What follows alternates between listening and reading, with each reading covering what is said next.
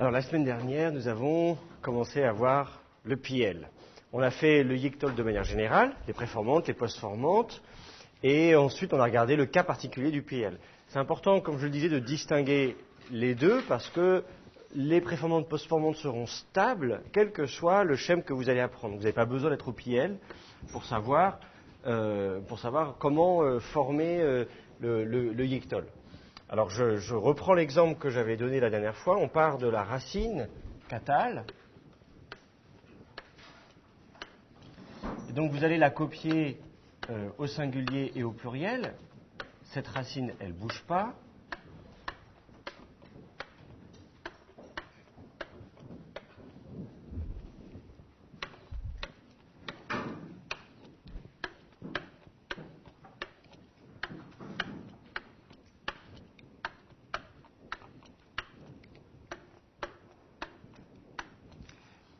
Cette racine va être donc dotée de préformantes et de postformantes. Alors, qui se souvient des préformantes du YICTOL au singulier? Je vous entends. Je vous écoute les consonnes. Aleph, Tav, Tav, Yod, Tav.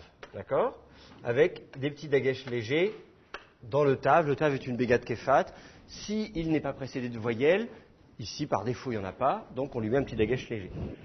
Au pluriel, Nun, Tav, Tav, Yod, Tav. D'accord? Avec là encore des petits dagesh légers dans les Tav, parce que ce sont des bégades kéfat qui ne sont pas précédés d'éléments vocaliques. Donc ça, d'une part, il faut le retenir, il faut que ça devienne mécanique. Aleph, Tav, Tav, Yod, Tav, Nun, Tav, Tav, Yod, Tav. À vrai dire, c'est la même chose du singulier au pluriel. La seule différence, c'est la première personne du singulier Aleph, du pluriel Nun. Pour le reste, ça va être Tav, Tav, Yod, Tav. Donc ça, c'est pas très compliqué à retenir.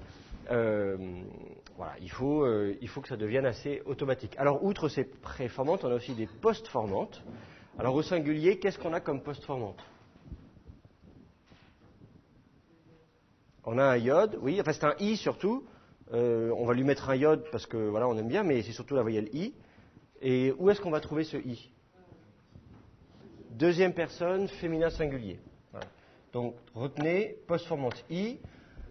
Alors, effectivement, la plupart du temps, vous la trouverez avec un Yod, mais là encore, mettre un lectionniste, c'est jamais obligatoire. Et au pluriel, qu'est-ce que vous aurez comme postformante?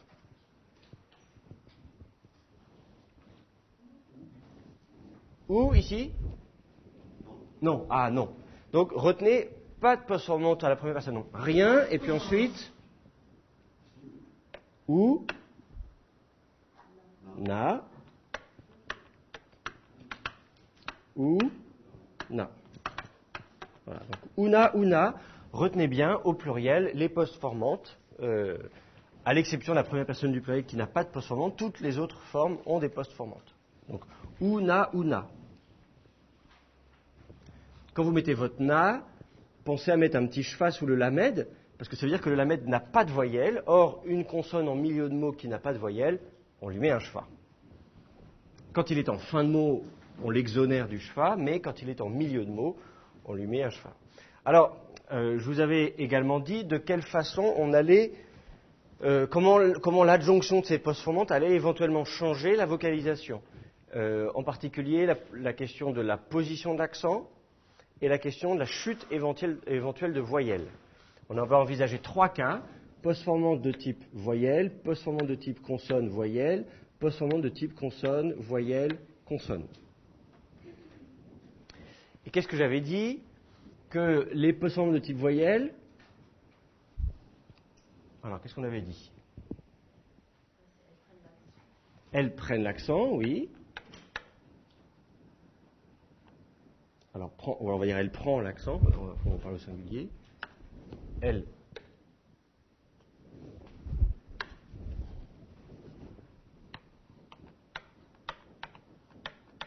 prend l'accent, mais c'est pas tout. Elle fait chuter. Alors là, j'écris mal.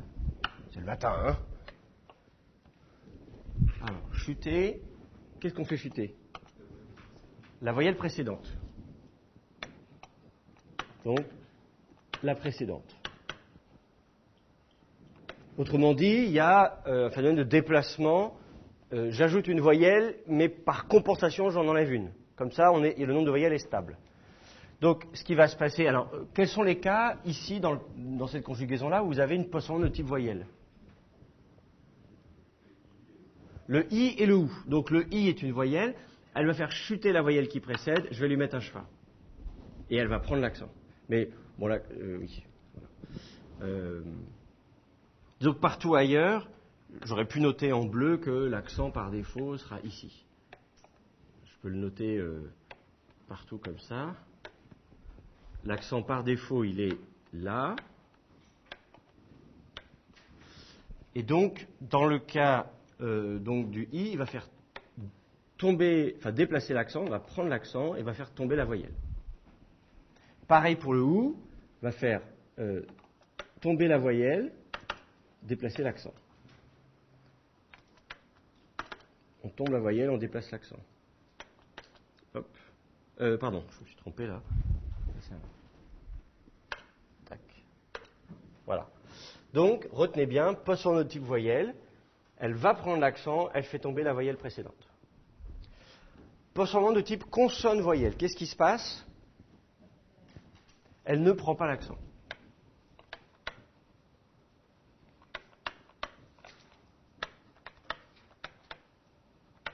Donc, qu'est-ce que je vais changer?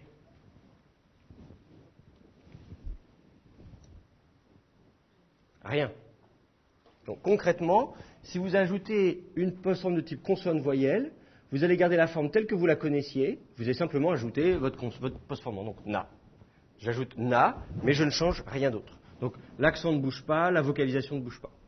Donc, c'est le cas de figure le plus simple, presque. Et puis, consonne, voyelle, consonne, c'est un cas qui n'est pas présent dans ce tableau, mais qu'on trouvera dans d'autres conjugaisons. Alors, je vous dis tout de suite ce qui va se passer. Elle prend l'accent avec 2 C, c'est mieux. Bon, bref. Et donc, fait chuter, cette fois-ci, l'antéprétonique.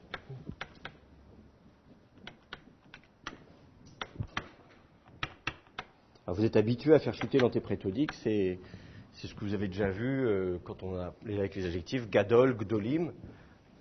C'est le même cas de figure. Voilà. Donc, retenez ces règles-là, vous les retrouverez partout. Et cette forme-là, tout ça, vous retrouvez ça partout. Maintenant, en changeant de couleur, et là, comme je vous disais, ça, c'est le yictol de manière générale. C'est-à-dire que ce n'est pas simplement le piel, pour le cal, le nifal, le piel, le poil, etc. Pour tous les schèmes, c'est la même chose. La seule chose qui va changer, c'est la vocalisation de la racine, notamment, c'est les voyelles, puisque pour l'instant, on n'a pas complété les voyelles. Alors, au piel, je disais, la caractéristique principale du piel, c'est la gémination de la deuxième radicale. Enfin, piel, poil, lit, pael. C'est la deuxième ligne du tableau. Vous vous souvenez, la ligne du tableau des schèmes. C'est ce qu'on appelle les conjugaisons factitives ou intensives.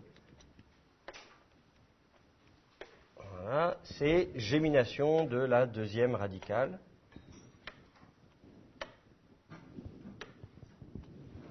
On appuie, on insiste sur l'action du verbe. Vous savez, katal, c'est tuer, mais quitte-t-elle, c'est j'appuie, voilà, je massacre. La vocalisation de la racine, c'est patar serré. D'accord? Alors j'avais une question, on a dit mais c'est quitte-t-elle, on a dit ça s'appelle le pi-l. Pi-l, pourquoi est-ce qu'on met pas un i? En fait, le i du pi-l, c'est un déplacement de timbre. Le timbre primitif, s'il y en a qui font de l'arabe, vous le savez, les voyelles primitives sont des A. En proto-sémitique, quand on fait du proto-sémitique, on se rend compte que finalement, toutes les voyelles sont des A. Mais ces voyelles en proto-sémitique, elles se déplacent selon les langues sémitiques en fonction des caractéristiques propres de chaque langue sémitique. Et c'est pour ça que voilà, vous avez des langues sémitiques différentes. Et par exemple, en hébreu, il y a une règle qui veut que un A initial primitif en syllabes ouvertes, brèves, non accentuées, deviennent un I. Voilà. Donc c'est une règle un peu compliquée. Enfin, voilà. Donc un A bref initial fermé, un A bref en syllabe initiale fermée atone devient I. Et c'est pour ça et c'est le cas pour le PL. Donc je ne vais pas détailler cette règle-là. Peut-être on y reviendra une autre fois. Mais disons, voilà, c'est des règles de déplacement de timbre qui ont fait qu'en hébreu, dans certains cas de figure, le A est devenu I. Allez, je vous donne un exemple. C'est un déplacement qu'on observe en hébreu et pas forcément dans d'autres langues, y compris l'araméen. Vous connaissez le prénom Myriam. En réalité, le I de Myriam, le I initial de Myriam, ça n'est pas un I primitif. Primitivement, c'est un A. Mais c'est un A bref, en syllabe initiale fermée atone. Donc, syllabe ouverte, mi, ma en l'occurrence, un A bref, ma.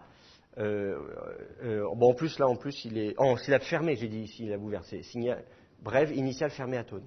Donc, on est en syllabe fermée, on est en syllabe initiale, on n'est pas accentué, toutes les conditions sont réunies pour que le A devienne I. Ce qui fait que ce Mariam primitif devient Myriam en hébreu. Donc, le prénom Myriam que vous connaissez en hébreu, en fait, le I que vous avez à l'initiale, ce n'est pas un I primitif, c'est un A primitif, normalement. Et ce A, vous allez le conserver dans d'autres langues sémitiques, à commencer par l'araméen, par exemple, vous allez dire Mariam en araméen, et dans d'autres langues sémitiques aussi. Et ce Mariam, si vous enlevez le M final, ça fait Maria, ça fait Marie. La mère de Jésus s'appelle Marie. En fait, elle s'appelle Myriam. C'est le même prénom. Myriam, c'est la forme hébraïque du prénom, Mariam, c'est la forme araméenne. Donc c'est pour ça que dans la Bible hébraïque, vous allez trouver Myriam, la sœur de Moïse, et dans le Nouveau Testament, vous allez trouver Marie, la mère de Jésus. En fait, c'est le même prénom. Simplement, il y a eu un déplacement de timbre qui correspond à cette règle. Et donc, c'est cette. Alors, pareil, depuis que j'y suis, en hébreu, il y a le mot tour se dit migdal en hébreu. Ça fait partie de. Peut-être vous l'avez rencontré déjà, ou je ne sais pas si vous l'apprendrez. Je ne me souviens pas ce qu'il y a dans vos livres de vocabulaire, mais peut-être vous ne le savez pas, mais bon, voilà. À partir de la racine, vous connaissez l'adjectif gadol, qui veut dire grand. Le verbe gadal veut dire être grand, c'est un verbe statif. Je suis grand, voilà, bon.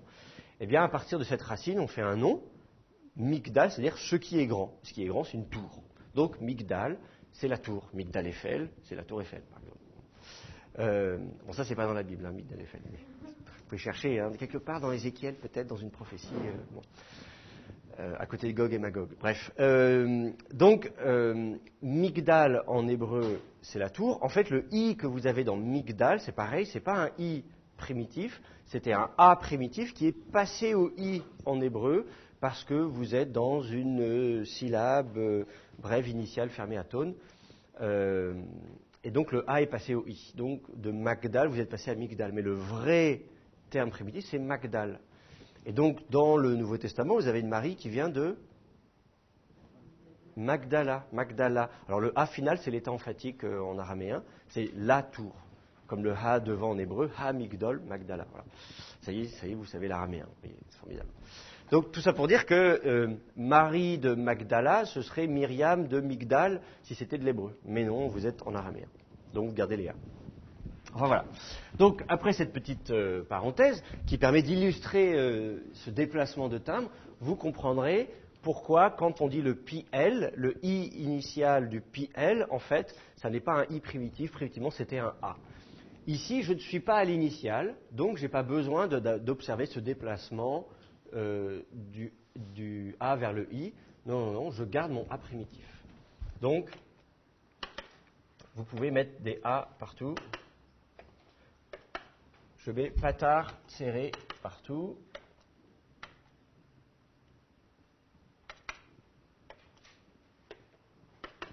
Voilà. Patard serré partout, sauf bien sûr où j'ai décidé qu'il fallait faire chuter la voyelle, évidemment. Et puis donc, la préformante va être vocalisée avec un schwa. Alors vous voyez, je garde la couleur verte que j'ai utilisée pour le PL, parce que cette vocalisation de la préformante, elle correspond également au PL. Autrement dit, à d'autres schèmes, vous n'auriez peut-être pas un schwa. Donc il ne faut pas le mettre en rouge, il faut le mettre en vert, vous verrez qu'à d'autres schèmes, par exemple, si vous êtes au cal, ce sera un rirek, par exemple, donc pas un cheval. Donc retenez, ça fait partie du piel. Alors évidemment, la gutturale, elle n'aime pas un cheval simple. On va lui colorer, hein, on va lui colorer le cheval.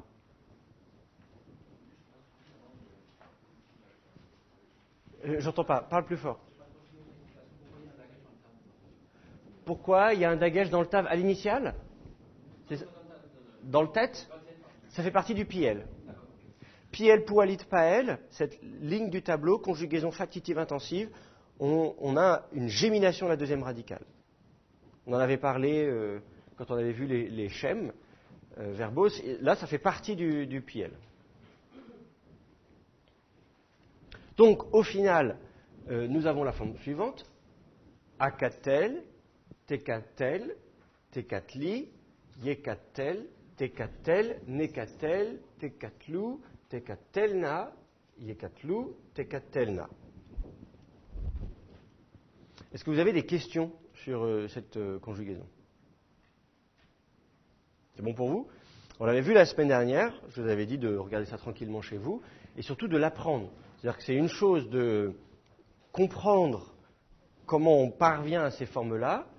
Ensuite, si à chaque fois que vous devez conjuguer un verbe, vous refaites tout le processus, ça va vous prendre beaucoup de temps. Et si à chaque fois que vous lisez votre Bible et que vous tombez sur une forme verbale, il vous faut 10 minutes pour analyser la forme verbale en disant oui, mais alors voyons voir comment on est. Non. Là, le problème, c'est que vous n'allez jamais vous en sortir. Il faut que ça devienne un automatisme. Donc, il y a comprendre et il y a apprendre. Il faut faire les deux. Donc, cette conjugaison-là, il faut que vous la sachiez par cœur. Akatel, tekatel, tekatli, yekatel, tekatel, nekatel, tekatlou, tekatelna, tekatena, yekatlou, tekatelna. Il faut que ça vienne comme ça, il faut que ce soit un automatisme. Vous serez interrogé là-dessus à l'examen, vous allez tomber 1000 fois dessus quand vous livrez vos textes. Donc, vous ne pouvez pas y couper, il faut que ça vienne vraiment, il faut que ce soit rapide. Bon, parfait. Est-ce que quelqu'un veut venir conjuguer un verbe au tableau au yictol?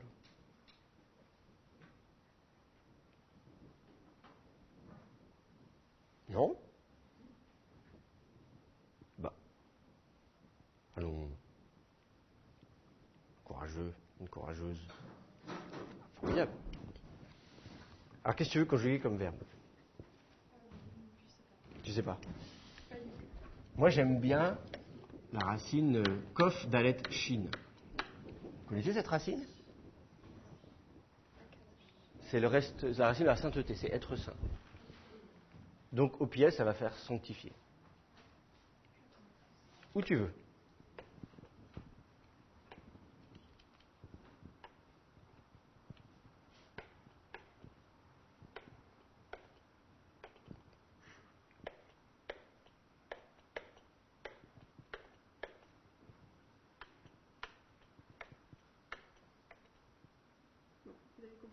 J'ai compris.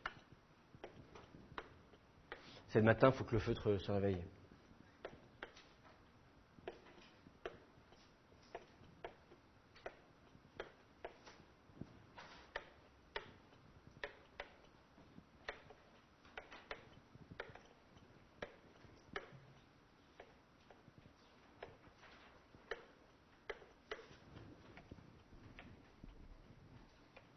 Alors explique-nous ce que tu fais. Je mets les racines. Tu copies les racines. Très bien. Non, mais c'est pour commenter, tu vois. Moi, je veux bien jouer les commentateurs. Eh oui, elle attaque, elle y va, elle y va, elle y va. Attention, elle se fait doubler dans le virage. Ouais, je suis arrivée au bout. Et t'arrives au bout. Formidable. Donc maintenant, je vais mettre les préformantes. Oui. Donc je vais commencer. Celle-ci? Bah oui, mais je sais pas pourquoi il n'a pas. Voilà.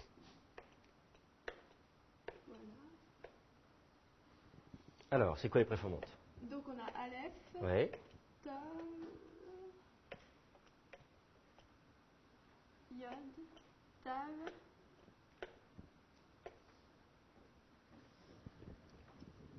Nun, Tav,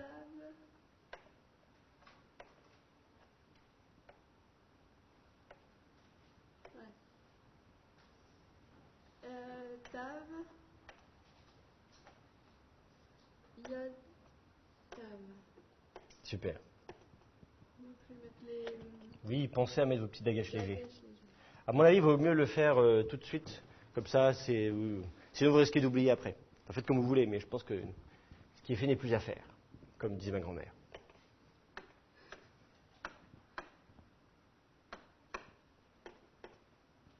Donc là, je colore le cheval. Tu as raison.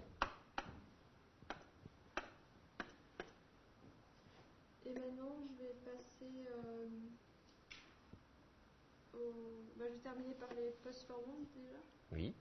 Ça, je fais tout d'un coup. Alors, il y a un rirette et un iode. Mhm. À la deuxième personne du féminin, Mhm. singulier. Et ensuite, rien. Ou Je trouve qu'il est élégant ce iode. Hein, c'est une élégance féminine. avec Au singulier, la seule forme qui se distingue, c'est la deuxième féminin singulier. Voilà. Par sa post-formante. voilà. On fait chuter. Oui, c'est ça. On fait chuter la voyelle d'avant. Mhm. Mhm. Et donc là, je passe à na.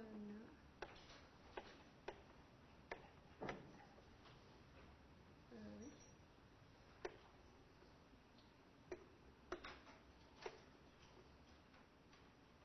Ok. Encore, je vais faire chuter celle-ci. Ouais. Et maintenant, je vais simplement rajouter le pied là. D'accord. Allons-y. Donc, j'accentue. On dit ça, j'accentue, Non. je gémine.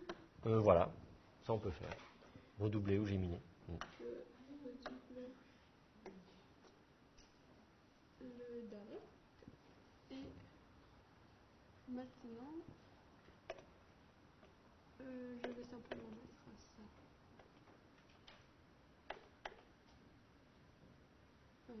C'est un peu décalé. Non, mais ça, on a compris.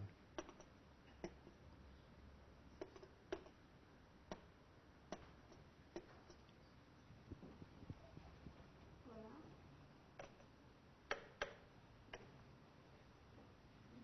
Ok.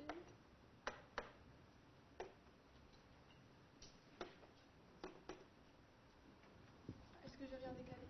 Alors, il faut demander aux autres, qu'est-ce que vous en pensez? Ça vous plaît? Oui, ils ont l'air contents, un peu endormis, mais contents. Ok, c'est pas mal. Alors, il y a un petit détail qui manque, c'est qu'il faut indiquer la position de l'accent. Alors, quand il est sur la dernière syllabe, finalement, techniquement, on n'en a pas besoin. On n'a pas besoin. C'est pas ça, c'est que par convention, les grammairiens sont feignants. Et par exemple, tu vois, si j'écris Akadesh et que je positionne aucun accent, c'est que l'accent est sur la dernière syllabe du mot. Mais comme on sait qu'on a justement parfois déplacé les accents, etc., c'est important de le signaler, notamment dans des cas où au final, ça n'est pas la dernière syllabe qui est accentuée. Ah oui, d'accord. Donc là, par exemple, est-ce qu'il y a des formes où au final, ça n'est pas la dernière syllabe qui est accentuée?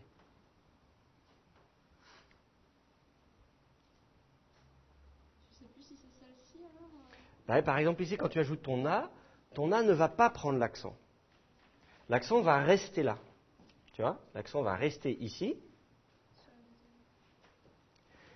Et au final, cette syllabe-là n'est plus la dernière syllabe. Quand tu dis tekadeshna, il faut savoir que c'est pas là, donc c'est tekadeshna. Donc là, du coup, on est obligé de l'indiquer ici. Là, ici, donc voilà. Donc ça, il faut au minimum indiquer ces formes-là. Quand vous conjuguez un verbe, il faut au minimum indiquer les formes où, au final, ce n'est pas la dernière syllabe qui est accentuée. Là, par exemple, à la limite, on est à la limite presque pas obligé de le signaler parce qu'on pourrait dire oui, si je ne dis rien, c'est que c'est la dernière syllabe qui est accentuée. Cela dit, vous pouvez systématiquement indiquer toutes les syllabes. Je disais tout à l'heure, vous pouviez d'ores et déjà mettre, vous pouvez mettre ça partout, notamment ici. Là, on sait que c'est sur la dernière syllabe, mais ça coûte rien de le mettre. Ça coûte pas grand-chose en tout cas. Et du coup, ici, quand vous déplacez la syllabe, de le signaler aussi. Donc, retenez bien. Merci, c'était très très bien. Voilà, c'est excellent. Juste notez, pensez à indiquer la position de l'accent pensez toujours en hébreu à indiquer la position de l'accent au minimum, c'est vraiment le minimum syndical, c'est d'indiquer la position de l'accent lorsque celui-ci ne tombe pas sur la dernière syllabe.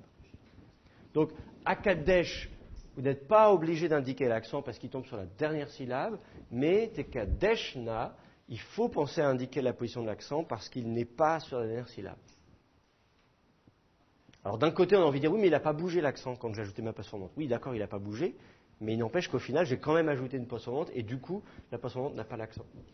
Donc, mais cela dit, je vous dis, une solution plus simple aussi, c'est peut-être de le noter systématiquement. Comme ça, vous savez toujours où était l'accent à la base, quand est-ce qu'il a été déplacé, quand est-ce qu'il est resté là où dans sa position initiale. Quand vous lisez votre Bible, tous les mots sont accentués.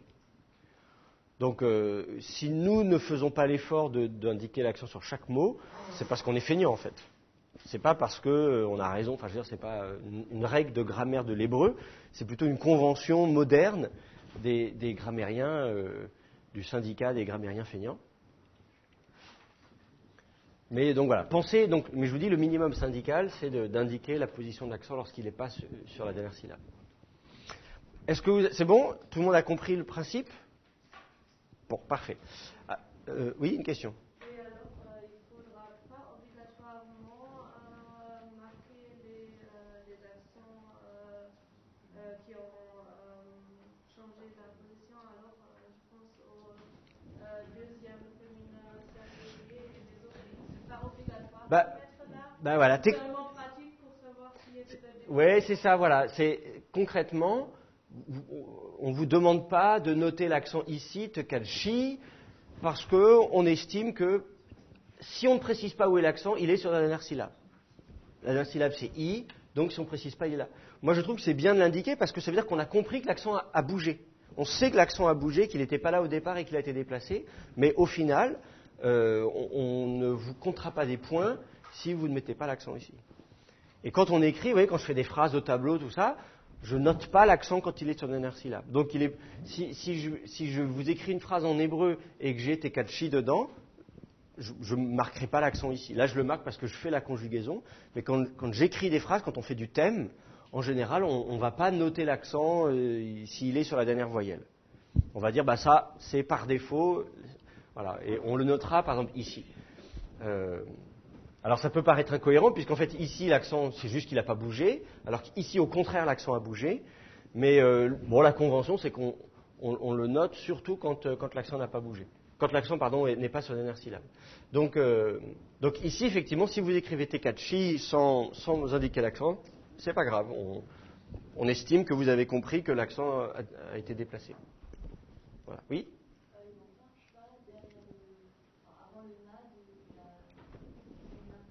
Ah si, très juste, il manque un schwa. Oui, quand on ajoute le na, pensez à mettre le schwa, très juste, merci pour la remarque. Essayez de le faire dans la foulée. Quand vous ajoutez votre na, au moment où vous écrivez votre na, dites il faut que je mette un schwa avant. Puisque la consonne n'est plus en position finale, elle doit avoir un schwa. C'est un schwa qui est sans, qui indique juste que la consonne n'a pas de voyelle, mais on en a quand même besoin. Donc oui, faites-le. Je pense qu'il y a toutes ces histoires-là, il vaut mieux les faire tout de suite, sinon on oublie. C'est pareil, les dagesh légers dans la préformante. Vous dites, j'ai un tav, je lui mets un petit dagesh léger. Si vous ne le faites pas maintenant, vous risquez d'oublier après. Merci d'avoir signalé cette erreur. Alors, d'autres questions sur cette conjugaison? Non? C'est bon pour vous? Alors, on va rapidement regarder la fin de la leçon 4, et puis ensuite, on va revenir sur ce tableau pour la suite du PL. Mais avant de passer à la suite du PL, je voudrais juste regarder 2-3 petites choses avec vous, en fait concrètement qui sont à la fin de la leçon 4. C'est la page 97 de votre manuel.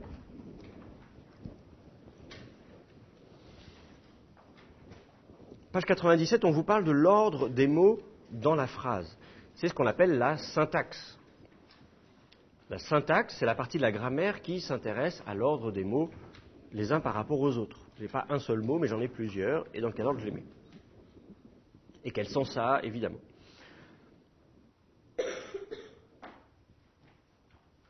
Alors, on vous donne des exemples. de phrases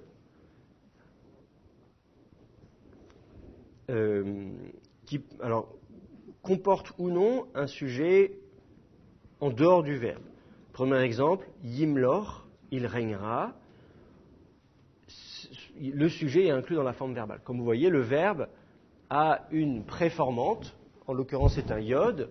Vous dites préformante yod, troisième masculin singulier. Bon. Le shem, c'est pas du piel en l'occurrence, mais même si c'est pas du piel, vous pouvez quand même remarquer la préformante.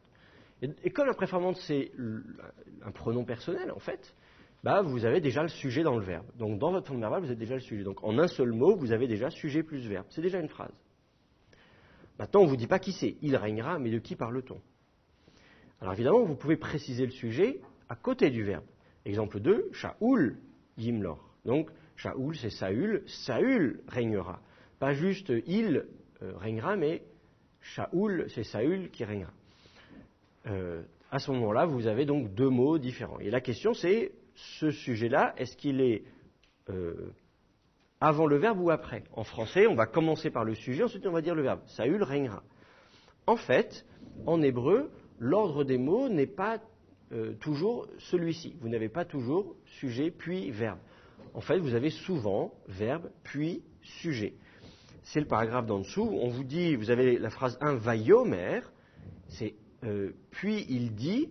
Vous connaissez le vaille au début, je vous avais dit la dernière fois, ce qu'on appelle le vav consécutif, enfin ce que moi j'appelle vav consécutif, dans votre livre c'est appelé, je ne sais plus, vav conversif, quelque chose comme ça. Moi j'aime pas cette expression vav conversif parce que je ne crois pas qu'on convertit quoi que ce soit.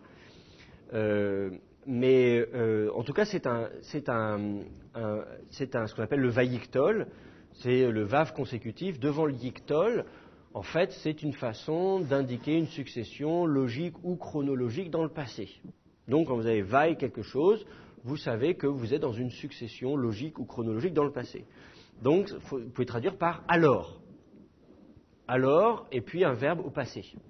Donc, là, en l'occurrence, c'est le verbe amar qui veut dire dire, tout simplement. Donc, c'est alors il dit. Ou il dit alors, quelque chose comme ça. Ou il dit tout court, si vous ne voulez pas que ce soit trop lourd, votre traduction française ne soit pas trop lourde. Donc, très bien. Mais ça suffit, vous pouvez dire ça. Il dit alors, et puis ensuite vous avez la citation. Dans la Bible, vous en aurez plein des choses comme ça, avec l'ambiguïté du fait que si vous ne précisez pas quel est le sujet du verbe, quel est l'antécédent, vous ne savez pas qui parle. Il y a des cas comme ça, on en discutait encore hier, on avait un séminaire entre profs, et il y a des cas dans la phrase où il y a un dialogue entre deux personnes, et des fois on ne sait pas qui parle. Il dit, blablabla, verset suivant, il dit, blablabla, verset suivant, il dit, blablabla. Et vous avez deux personnes qui parlent, il dit. Est-ce que c'est à tour de rôle? Est-ce que c'est la même personne qui reprend la parole dans la foulée au verset d'après, etc. Alors souvent c'est clair, on sait que parfois on voit très bien si c'est Dieu qui parle, si c'est un homme qui parle. Il y a quelques fois dans la Bible où on ne sait pas très bien qui parle. Alors évidemment, si vous voulez préciser de qui il s'agit, vous allez préciser le sujet. Vous avez l'exemple numéro 2, Vayomer Moshe. Et là, vous retrouvez notre cher Moshe, Moïse. Et là, donc, littéralement, alors il dit Moïse. Ce Moïse que vous avez, c'est le sujet du verbe. Et c'est là que ça nous surprend en tant que francophone, puisqu'en tant que francophone, on ne mettrait pas le sujet après le verbe. On ne dit pas alors il dit Moïse. Non, alors Moïse dit. Ou Moïse dit alors. Eh bien, en hébreu, vous aurez le sujet après le verbe. Donc, retenez bien, le sujet est souvent après le verbe en hébreu. Là, en l'occurrence, on n'a pas le choix, puisque avec ce vav consécutif, le vav est collé au verbe. Donc, vous êtes obligé, vous ne pouvez pas mettre V, Moshe, Amar, quelque chose comme ça. Il faut que ce soit Vayomer, et du coup, le sujet ne peut être qu'après le verbe. Alors, l'exemple numéro 3 vous donne l'exemple vous avez un objet, vous avez le sujet et l'objet. Vayomer, Moshe, les Pharaons. Moïse dit à Pharaon. Donc, vous voyez, ici, pour nous, c'est surprenant d'avoir Moshe après le verbe. Vayomer, alors il dit. Qui ça? Moshe, Moïse. Il dit quoi ou à qui? Les Pharaons, à Pharaon. Préposition lamed, qui indique la direction. Je m'adresse en direction de quelqu'un, donc je lui parle à lui. Donc, il faut que vous preniez l'habitude, dans la Bible, vous aurez plus souvent le sujet après le verbe qu'avant. C'est possible d'avoir le sujet avant le verbe, mais le plus souvent, le sujet sera après le verbe. Alors, on a encore quelques exemples en bas de la page 97. Ce serait bien que vous lisiez un petit peu, comme ça vous exercez un peu la lecture. Est-ce que quelqu'un veut lire la première phrase en bas de la page 97 ? Oui, vas-y. Très bien. Vayikra et Yosef. Alors, Vayikra, vous reconnaissez le Vaï, donc Vayiktol, succession logique ou chronologique d'événements dans le passé, d'actions dans le passé. Donc, alors, le verbe kara, ça veut dire appeler. Alors, il appela et Yosef. Alors, ce et, vous dites, tiens, qu'est-ce que c'est que ce et ? Ce et introduit un complément d'objet direct déterminé. Donc, c'est l'objet direct du verbe, complément d'objet direct. Est-ce que tout le monde sait ce que c'est qu'un complément d'objet direct ? Vous vous souvenez de vos cours de grammaire à l'école ? Donc le verbe peut avoir un objet direct et un objet indirect. Je donne quelque chose à quelqu'un. Je donne quelque chose, c'est le complément d'objet direct. À quelqu'un, c'est le complément d'objet indirect. Voilà. Et donc quand le complément d'objet direct est déterminé, c'est-à-dire qu'il a l'article défini, ou alors si c'est un nom propre, parce que les noms propres sont toujours définis, à ce moment-là, vous pouvez faire précéder cet objet d'une petite particule, et, qui sert simplement à dire attention, ce qui suit est le COD. Alors, elle n'est pas systématique en hébreu biblique, je ne dis pas que vous allez tout le temps la trouver, mais vous allez assez souvent la trouver. Et pour vous, c'est tout bénef. Parce que ça veut dire que quand vous avez ce petit et, vous savez que ce qui suit, c'est l'objet du verbe. Vayikra et Yosef, il appela alors et, je vais vous dire qui est-ce qu'il appelle, Yosef, c'est Joseph. Cette petite particule et, elle sert à lever une ambiguïté possible. Imaginez que vous n'aviez pas le et. Vayikra Yosef. Et là, d'un seul coup, il appela alors Joseph, mais est-ce que Joseph est le sujet ou l'objet du verbe ? Regardez la phrase plus haut quand je dis Vayomer Moshe. Alors il dit Moïse. Ah oui, mais est-ce qu'il dit deux points ouvrez les guillemets Moïse point d'exclamation, genre je t'appelle, ou est-ce que c'est Moïse qui dit ? Il y a une ambiguïté parce que le sujet peut se situer après le verbe en hébreu. Et bien du coup, il peut y avoir une ambiguïté, alors qu'en français, si ça arrive après le verbe, c'est forcément l'objet du verbe, ça ne peut pas être le sujet. Oui, mais en hébreu, ça peut être le sujet. Donc, parfois, on peut se dire, quand j'ai Vayikra Yosef, je me dis, mais attendez, est-ce que c'est Joseph qui appelle, ou est-ce que c'est Joseph qu'on appelle ? Est-ce que c'est le sujet ou l'objet du verbe ? Avec le et, pas de problème, je sais que c'est l'objet du verbe. Vayikra et Yosef. Qui nous lit le deuxième exemple ? Oui, vas-y, Patricia.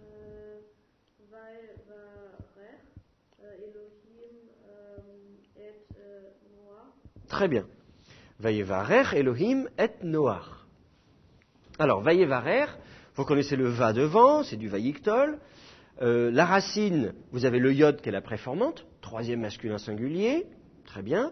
Vous avez la racine bet, resh, kaf, barar. Alors, c'est le verbe bénir. Vous connaissez en français la baraka, ou je ne sais pas comment on dit ça en français. C'est la bénédiction, c'est bracha en hébreu, mais même en français on dit j'ai la baraka, j'ai de la chance quand je vais jouer au casino, je sais pas. Enfin, donc c'est le verbe bénir. Donc alors il bénit. Ensuite vous avez Elohim. Elohim c'est donc Elohim, le nom propre. Elohim ça veut dire aussi les grands dieux. Donc soit vous dites que c'est Elohim, soit vous mettez Dieu avec une majuscule ou les dieux, bref. Ensuite et, là on vous dit que c'est l'objet du verbe. Donc Elohim est le sujet. Et et introduit le COD, et c'est Noach. Et Noach, c'est Noé en français. Donc, alors il bénit Elohim Noé. Donc, mais en bon français, alors Elohim bénit Noé. Ou Dieu. Oui.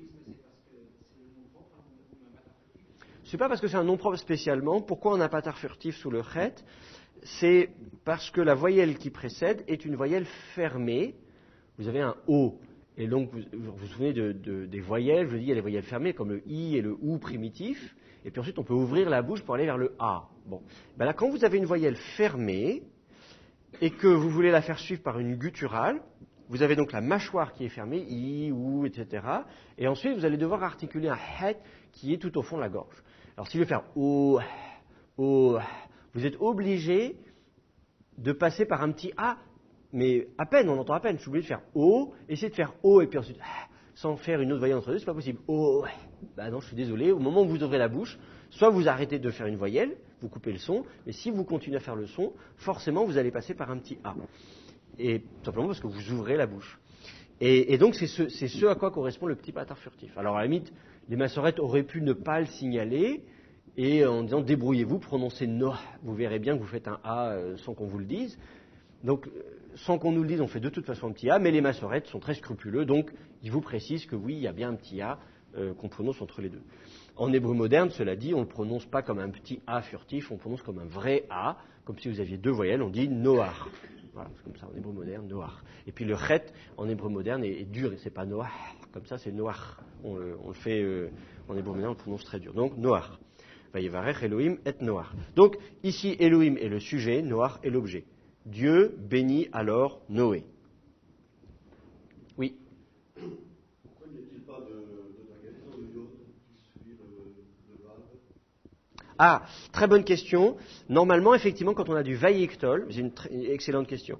Donc la question est, pour ceux qui nous écoutent sur Internet, pourquoi n'y a-t-il pas de dagesh dans le yod, dans vayevarer, dans le deuxième exemple?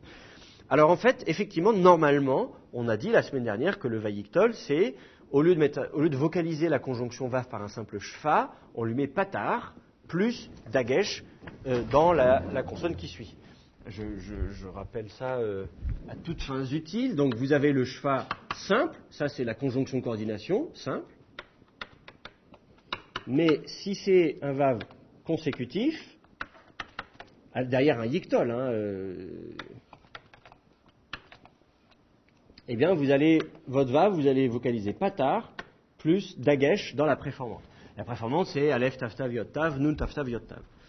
Donc, là, en l'occurrence, la préformante, c'est un yod. Je dois avoir vaï. Par exemple, ici, si je prends le yod. Voilà. Et là, d'un second, on se dit, ah, mais pourquoi est-ce que j'ai perdu mon dagesh?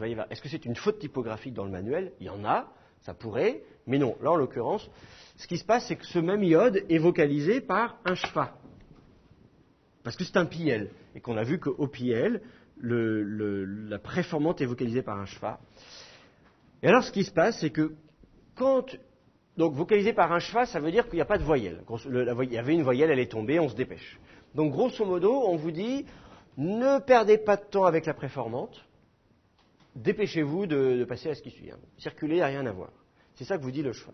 Et là, il y a une sorte de contradiction, parce qu'on vous dit, d'un côté, le shfa me dit, je dois me dépêcher de prononcer mon yod pour passer à la suite, et d'un autre côté, le dagesh dit, attendez, j'appuie. Là, le dagesh, c'est j'appuie. Je dis, non, mais attendez, prenez le temps de bien prononcer votre yod. Prenez le temps, ce yod. Alors on dit, faut savoir, d'un côté on me dit prenez le temps de prononcer mon yod, on lui met un dagesh pour l'allonger, et d'un autre côté on me dit non, dépêchez-vous, circuler, rien à voir. Il faut savoir, qu'est-ce qu'on fait? Alors je prends le temps ou je prends pas le temps? Eh bien, assez souvent la présence du shfa va faire tomber du coup la gémination. On dit, en principe c'est vaï, et je prends le temps de prononcer ma préformante, mais finalement, comme je lui mets un shfa, je fais tomber la voyelle, je me dépêche, je parle vite, je me dépêche d'aller à la suite du mot. Et donc du coup, parce que je vais mettre un shfa, mon shfa va faire tomber le dagesh. Quelle que soit la préformante. C'est vraiment, voilà, donc de manière générale, une consonne qui devrait être géminée, mais qui perd sa voyelle, va aussi perdre son shfa. Elle peut, c'est pas systématique. Mais donc, une consonne géminée qui perd sa voyelle peut aussi perdre son shfa, son dagesh. Oh. C'est le matin. Voilà. Donc, alors, pour vous, enfin, pour vous et comme pour moi, hein, ça nous complique la vie. Parce que, par exemple, quand on a du Vayiktol, le Dagesh dans l'iode, il nous met la puce à l'oreille. Donc, nous, on aime bien avoir des Dagesh. Enfin, je veux dire, on se dit, tiens, ça attire l'attention. Donc, quand le Dagesh tombe, bah, on risque de passer à côté, quoi.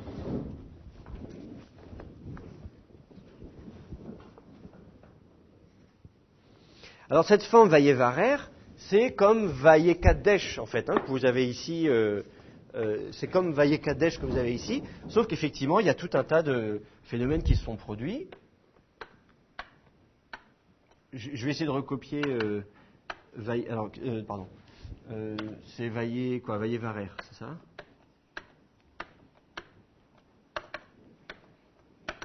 Vous voyez, normalement, si je prends la même forme Vayekadesh, enfin Yekadesh, ça fait Yevarer, Vayevarer, quelque chose comme ça. C'est la forme que j'aimerais avoir. Sauf que, comme je disais, qu'est-ce qui va se passer? D'une part, la présence du Shva va faire tomber le Dagesh fort. Et puis, il va y avoir un autre problème avec l'autre Dagesh que vous avez ici. À votre avis, quel est le problème avec ce Dagesh? On a un Resh. Et le Resh n'aime pas le Dagesh. Les gutturales non plus d'ailleurs, hein, n'aiment pas. Si vous aviez une gutturale ici, Aïn ou Chet, on n'aime pas le Dagesh. Et quand on ne peut pas mettre de Dagesh dans une consonne, on est susceptible, alors soit on touche rien, soit parfois on a un déplacement compensatoire. Et c'est ce qui s'est passé ici, vous avez un déplacement compensatoire.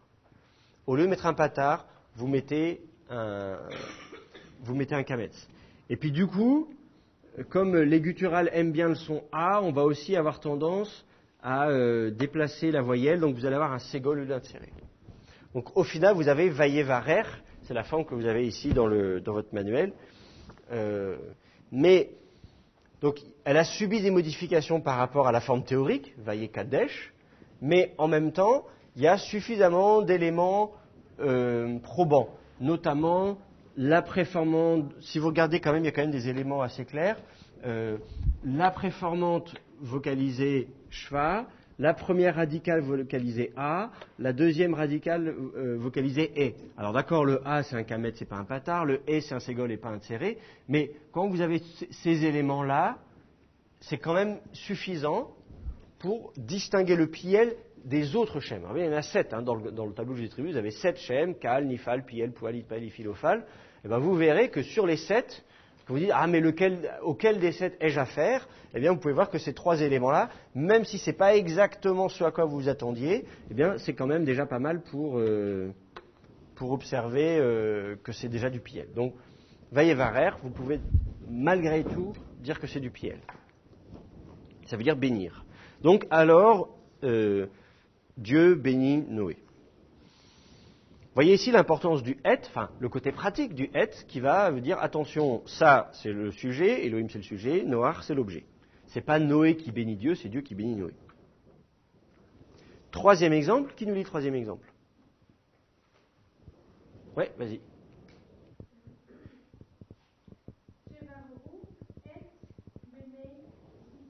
Très bien. Tevarhu et bnei Israël. Alors, Tevarhu, pareil, vous pouvez analyser cette forme verbale.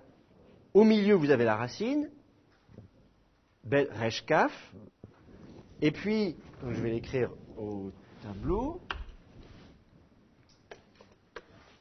Je ne voulais pas l'écrire en vert, je vais l'écrire en bleu. Voilà.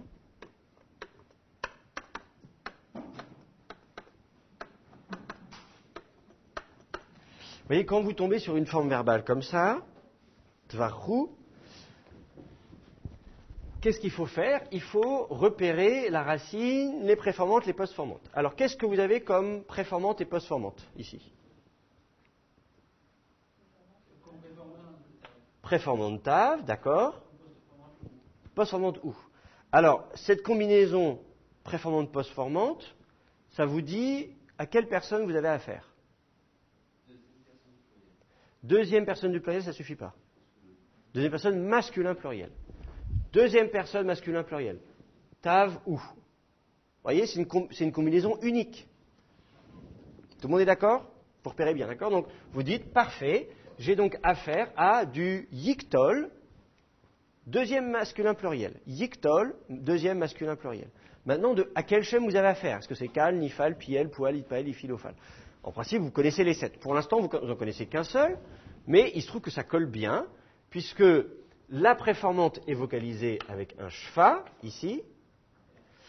La première radicale est vocalisée avec un a, d'accord? Et la deuxième, on ne sait pas quelle voyelle est là, mais c'est normal, puisqu'on a dit que quand on met la postformante ou, elle fait tomber la voyelle qui précède. Donc, le fait que vous ayez un shfa ici, ça ne vous dit rien, mais le fait que vous ayez un shfa sous la préformante et un a sous la première radicale, ça vous dit, c'est du piel. Alors, là, vous ne pouvez pas me croire quand je vous dis qu'aucun des autres schèmes ne vérifiera ces caractéristiques-là, mais vous le verrez quand on les aura fait, ce sera le cas. Vous saurez que si vous avez shfa plus a, c'est du piel. Donc, shfa plus a, c'est du piel. Alors, la raison pour laquelle vous avez du kametz, un kametz ici, c'est la même raison que précédemment. À vrai dire, c'est le même verbe, hein. Bet, resh, kaf, c'est toujours le même verbe bénir. Et donc, il y a toujours le resh qui ne veut toujours pas de dagesh et qui provoque toujours un déplacement compensatoire. Donc, pour les petites fioritures, c'est exactement ce que je vous ai expliqué il y a 3 minutes. Voilà. Donc, comment vous traduisez ça? Tvarhu.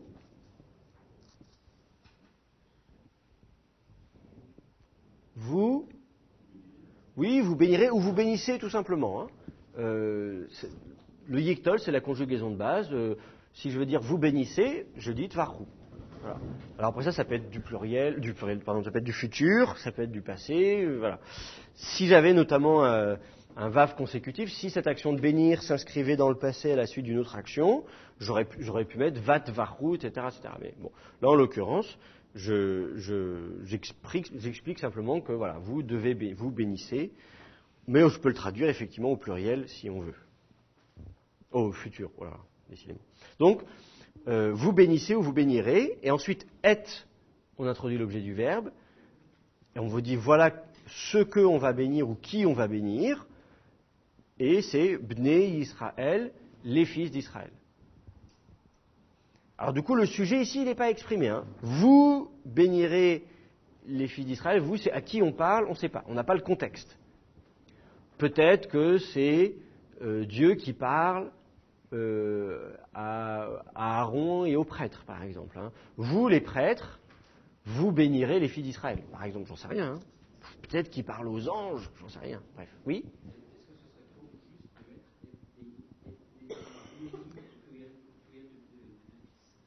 Et bneim. Alors le pluriel, ce serait banim. Banim, le pluriel de ben, c'est banim. Et banim. Mais des fils, vous bénirez des fils. Si tu dis banim tout court, d'abord l'objet n'est pas déterminé, donc tu ne peux pas mettre le et devant.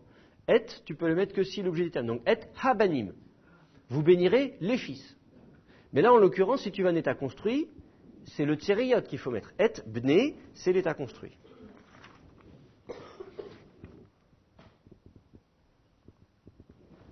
Alors, page 98, on a encore quelques exemples. Qui veut nous lire le premier exemple?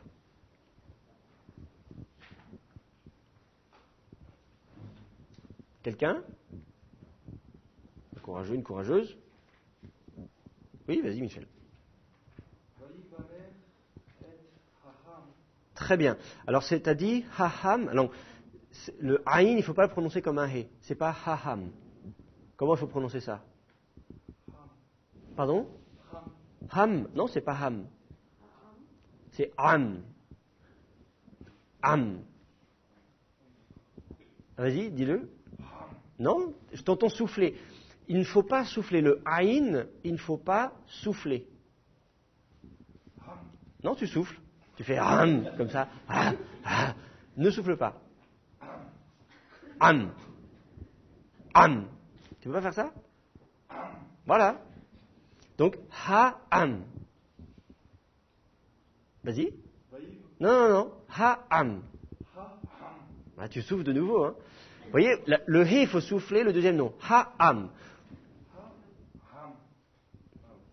À mon avis, ton haïn, tu le forces un peu trop. Surtout en hébreu moderne. Vous savez, en hébreu moderne, on prononce, le haïn se prononce comme le aleph. Donc je bloque le passage de l'air. Ce qu'il faut surtout faire, c'est qu'il faut bloquer le passage de l'air. Ha-am. Et c'est là la différence entre ha, je souffle, ha-am. Pensez au contraire, presque vous aspirez. Ha-am. Vas-y Michel. Ça. Donc, vayevarer et ha'am. Il bénit alors le peuple. Ha'am. Am, vous connaissez, c'est le peuple. Donc, ha'am, article défini, le peuple. Vayevarer, on l'a déjà vu. Donc, il bénit alors le peuple. Et on ne sait pas qui bénit, on ne nous dit pas quel est le sujet, on sait juste que c'est troisième masculin singulier. Mais le et indique bien l'objet du verbe, pas de problème.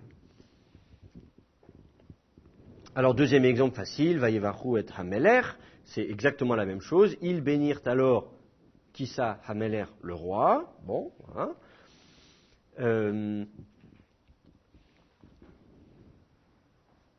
Qu'est-ce qu'on va lire? L'exemple numéro 5. Quelqu'un nous lit l'exemple numéro 5?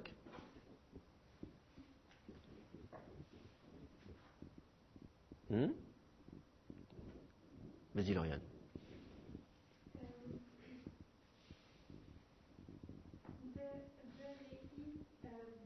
Non, cinquième.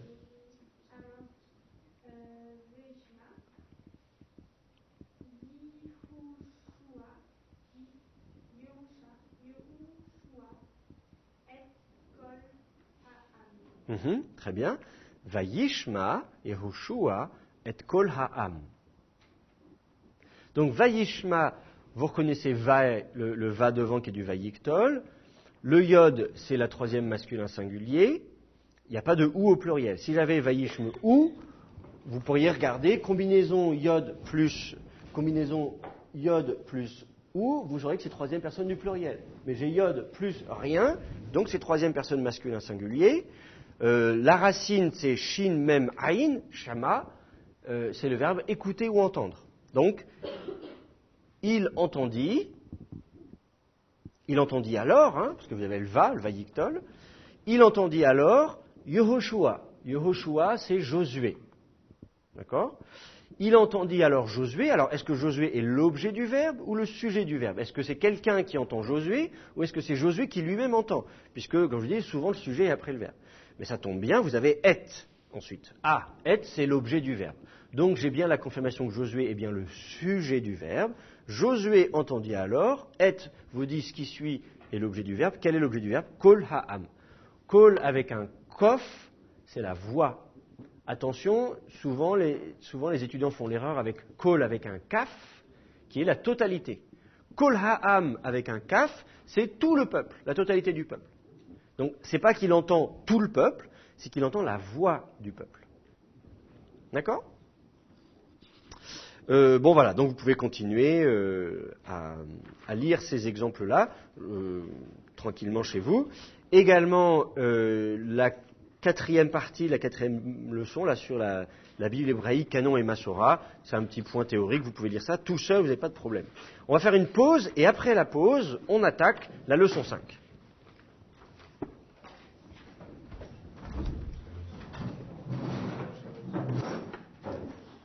Alors, prenez place, nous reprenons le cours et nous continuons notre aperçu du PL. On a vu le yiktol du PL qui est la conjugaison principale. C'est la conjugaison de base, celle à partir de laquelle la plupart des autres conjugaisons seront dérivées. Donc vous l'avez au tableau. Akadesh, Tekadesh, Tekachi, Ekadesh, Tekadesh, Nekadesh, Tekachu, Tekadeshna, Yekachu, Tekadeshna. À partir du yiktol, nous allons pouvoir construire la plupart des autres conjugaisons du PL. Alors, on va regarder comment ça se passe. Je prends l'exemple tout d'abord des modes volitifs. Rappelez-vous, on va avoir 3 modes différents. On va avoir les volitifs, on va avoir l'infinitif et le participe.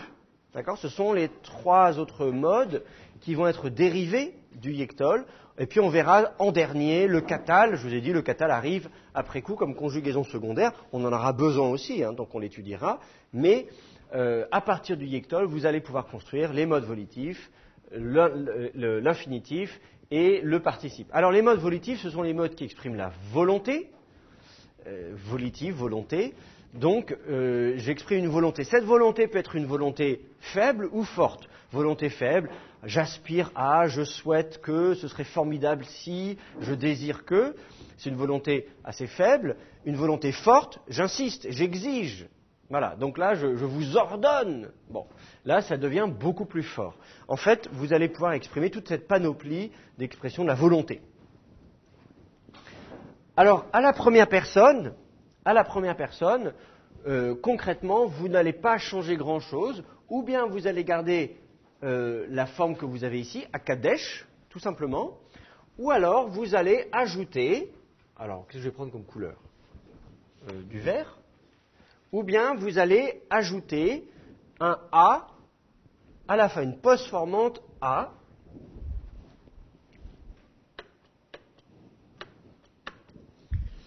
Cette postformante A va indiquer la volonté. Donc c'est une façon d'indiquer la volonté. Je passe de l'indicatif au volitif en ajoutant le A à la fin. Une postformante A. Donc je reste à la première personne, j'insiste, première personne du singulier ou du pluriel. J'ajoute un A à la fin. Ce A, qu'est-ce qui va se passer ? On a vu ce qui se passait quand on ajoute une postformante de type voyelle. Alors, qui me dit ce qui se passe ? Alors, attendez, quelqu'un me... Marie. On met non, pas du tout. Elle prend l'accent, d'une part, donc ça c'est important. Et puis, elle fait chuter la voyelle qui précède. Vous voyez, comme vous avez pour le I, comme vous avez pour le OU, maintenant vous avez un A. Donc si, au lieu de dire Akadesh c'est je sanctifie, c'est l'indicatif, je sanctifie, je le fais. Ou je le ferai, je sanctifierai, si c'est du futur. Eh bien, d'un seul coup, je bascule au volitif. Akadsha, je veux sanctifier. J'ai la volonté, le désir, l'exigence, comme vous voulez, une volonté faible, volonté forte. En tout cas, j'ai la volonté de sanctifier. Je veux sanctifier. Donc, vous voyez la différence ? Akadesh, je sanctifie. Akadsha, je veux sanctifier. Donc, ce A, c'est le A du volitif. Le volitif de la première personne, je vous avais donné le nom, le cohortatif. On va appeler ça le cohortatif. Bon, c'est pas moi qui ai inventé ça. Il y aurait que moi, j'aurais pas appelé ça comme ça, mais bon, c'est pas grave. Donc, cohortatif à la première personne. Ça marche aussi au pluriel. Le cohortatif, c'est la première personne. Première personne du singulier ou du pluriel. Alors, qu'est-ce qui se passe si je mets mon A au pluriel ? Le A, je vais lui mettre une mater lectionis. Tout comme le I, je lui mets une mater lectionis. Le OU, je lui mets une mater lectionis. La plupart du temps, vous aurez droit à une mater lectionis, quand même. Soyons généreux, s'il vous plaît. Mettons des matrices lectionis en fin de mot. Voilà, soyons de bonne humeur. Donc, je mets mon A avec une mater lectionis. Qu'est-ce qui va se passer ? Même chose, Il prend l'accent et il fait chuter la précédente. Voilà. Donc, il faut que ce soit un automatisme. J'ai une postformante de type voyelle, elle prend l'accent, elle fait chuter la voyelle qui précède. Donc, Nekadsha. Nekadesh, c'est nous sanctifions. Nekadsha, sanctifions. En français, on a un volitif de la première personne du pluriel, sanctifions. Allons, mangeons, etc. En français, ça correspond à l'impératif. Je souhaite que nous sanctifions. En français, on n'a pas à la première personne un impératif de la première personne du singulier. Mais bon, voilà. Ça, c'est des problèmes du français. Moi, je suis désolé, si le français est une langue... voilà. En hébreu, il n'y a pas de problème. Donc, Nekadsha, nous voulons sanctifier. Akadsha, je veux sanctifier. Donc, je veux, moi, sanctifier. Je veux que nous sanctifions. Donc, ça, c'est le cohortatif. Pour la première personne du singulier. Pour la troisième personne du singulier, il y aura ce qu'on appelle le jusif, mais qui en fait ne va pas se distinguer du yiktol. Autrement dit, Yekadesh, c'est soit de l'indicatif, il sanctifie, éventuellement au futur, il sanctifiera, soit c'est du justif. Yekadesh, je veux qu'il sanctifie. Qu'il sanctifie. Hein, quand quelqu'un dit qu'il parte, qu'il sorte, voilà. Le roi exprime sa volonté, qu'il sorte, qu'il vienne, bon, qu'il sanctifie. Donc on va utiliser le subjonctif en français. En réalité, en hébreu, dans ce cas-là, dans ce cas de figure, il n'y aura aucune différence. Nous verrons d'autres cas où on pourra faire la différence entre l'indicatif et le justif. Mais ici, aucune différence. Donc, je ne m'attarde pas sur ce point. Vous ne pouvez pas faire la différence. C'est à vous, dans le contexte, de dire est-ce que vous estimez qu'on est un indicatif, il sanctifie, ou bien au contraire que c'est du justif qu'il sanctifie. Donc ça, c'est pour ce qu'on appelle le justif. Donc, le justif, je vais marquer là, ici, si vous voulez, mais bon, en même temps, il n'y a aucune différence. Donc, rien à apprendre de ce point de vue-là. Pour la deuxième personne du singulier, on pourra soit utiliser le justif, mais qui encore ne se différenciera pas de l'indicatif, ou bien vous avez le droit, parce que vous êtes très gentil, à une conjugaison différente qu'on va appeler l'impératif. Alors le terme, vous le connaissez, puisqu'en français aussi, on a un impératif. Et alors là, comment allons-nous construire l'impératif ? Regardez bien, c'est magique, et surtout, ça va aller très vite. Vous enlevez la préformante. Tekadesh, tu sanctifies, c'est de l'indicatif. Kadesh, sanctifie. Point d'exclamation. En enlevant la préformante, je passe de l'indicatif à l'impératif. C'est rapide, hein ? Ça a été très vite. Je vois que certains n'ont pas bien vu, donc je le refais au ralenti. Attention, ça va aller très vite. J'efface la préformante. Tekachi, toi, femme, tu sanctifies. Kachi, sanctifie, point d'exclamation. Toi, femme.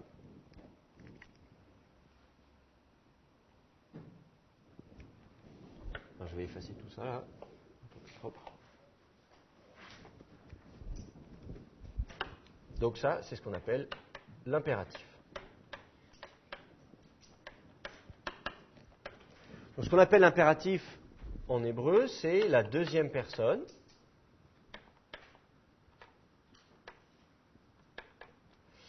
Et c'est que pour des ordres positifs, des ordres donc ce qu'on appelle l'assévératif. Mais bon, c'est un peu compliqué, je vais vous épargner les détails, mais voilà. Sinon, si vous voulez une négation, ne sanctifie pas, on va utiliser le justif. Lo tekadesh. Al tekadesh, en l'occurrence, on aura une autre négation parce que justement ce sera du volitif. Mais je vous passe les détails pour l'instant. Alors, même chose au pluriel. Tekatshu, c'est l'indicatif, c'est le yiktol. Vous sanctifiez. J'enlève la préformante. Katshu, sanctifié. Point d'exclamation. Oui ? Non. Non. Morphologiquement, ils se ressemblent. Le contexte. Dans la phrase, c'est à toi de dire mais je pense qu'en fait, ici, il y a une. Voilà, en fait, c'est plutôt du volitif que de l'indicatif. Mais bon, après ça, c'est ce qu'on appelle des nuances modales. Quand on dit vouloir, pouvoir, devoir, etc., souvent ces nuances-là, en hébreu, elles ne sont pas exprimées. Morphologiquement, vous ne les voyez pas. C'est la même chose. On en a parlé, là encore, hier, dans notre séminaire entre profs, justement sur entre eux, simplement, il le fait ou il peut le faire. Donc, Tekatshu, vous sanctifiez, vous, hommes. Katshu, sanctifié, point d'exclamation. Deuxième féminin pluriel, j'enlève la préformante. Si, avec la préformante Tekadeshna, vous, femmes, vous sanctifiez. Kadeshna, sanctifié, point d'exclamation. Donc tout ça, c'est l'impératif. Donc là, vous allez avoir le cohortatif.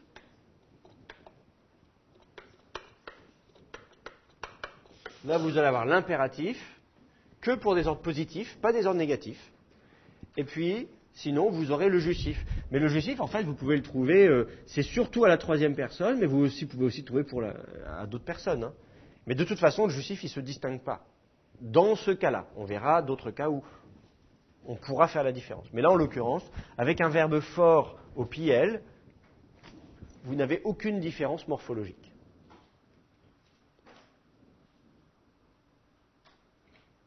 Donc voilà, ça c'est pour les modes volitifs.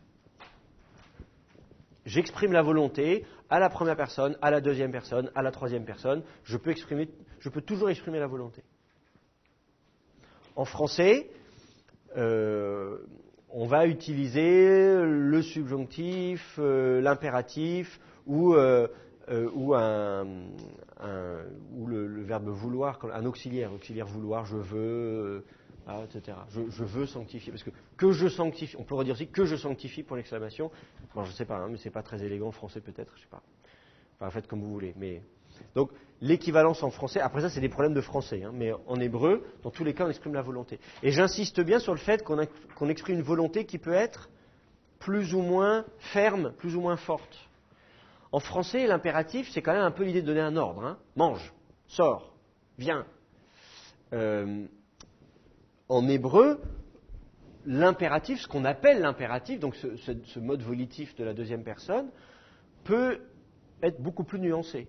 La preuve, il est utilisé par un serviteur vis-à-vis de son maître. On voit très mal, en français, un subalterne donner un ordre à son supérieur hiérarchique. Donc, il faudrait mettre un genre de « s'il te plaît » ou un truc comme ça. Enfin voilà, bon, quand quelqu'un vient de me dire « est-ce que tu voudrais, s'il te plaît, venir ?» Bon, voilà. Donc, il va exprimer sa volonté, on va exprimer la volonté, j'exprime ma volonté par rapport à mon supérieur hiérarchique, mais je ne lui donne pas un ordre. Donc, c'est pour ça que je vous dis, quand j'exprime ma volonté, ça peut être soit un désir, soit une exigence. Ça peut être les deux en hébreu. Donc, parfois, la traduction française peut être trompeuse. Si vous traduisez l'impératif hébreu par un impératif français, vous risquez parfois de lui donner plus de force qu'il n'en a dans le texte hébreu. Bon. Pour ces nuances-là, vous le verrez à l'usage quand on traduira des phrases. Mais je vous le dis tout de suite, pour que vous preniez l'habitude de dire, attention, ce n'est pas un équivalent strict. Donc ça, c'est pour les modes volitifs. Avez-vous des questions sur le volitif ? Que ce soit dans ses déclinaisons coortatives, impératives ou jussives. Non ? C'est bon pour vous ? Bon. Alors, on continue avec l'infinitif. L'infinitif. Alors, pour faire l'infinitif, on va faire un peu le ménage aussi. Pour faire l'infinitif construit, attention, ça va aller très vite. Regardez bien. Admirez la technique. Ça y est. J'enlève la préformante. Alors vous allez dire, on l'a déjà fait, il nous refait le coup de l'impératif, qu'est-ce que c'est que ce prof ? Oui, bah si, désolé, c'est comme ça. Pour faire l'infinitif construit,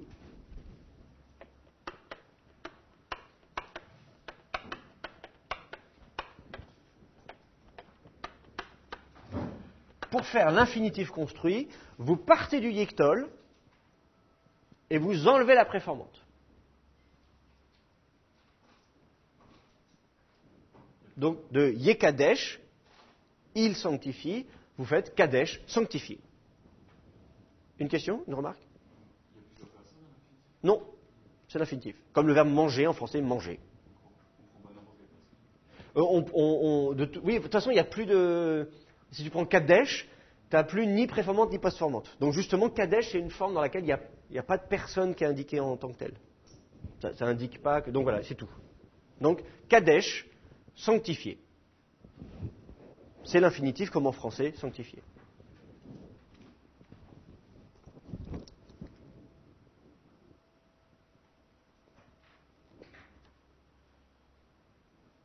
Alors, je suis en train de regarder dans le manuel, je me rends compte qu'il y a des petites fautes typographiques dans le manuel, à l'impératif et à l'infinitif. Le manuel prend l'exemple du verbe daber, parler, yedaber. le dalet doit avoir un dagesh léger. Donc page 111, le dalet initial, donc qui n'est pas précédé d'une voyelle, le dalet est une bégat kefat. Une bégat kefat qui n'est pas précédée d'un élément vocalique doit avoir un dagesh léger. Donc, il vous faut mettre un petit dagesh léger dans daber, dabri, dabrou, daberna, à l'impératif, et de la même manière, daber pour l'infinitif.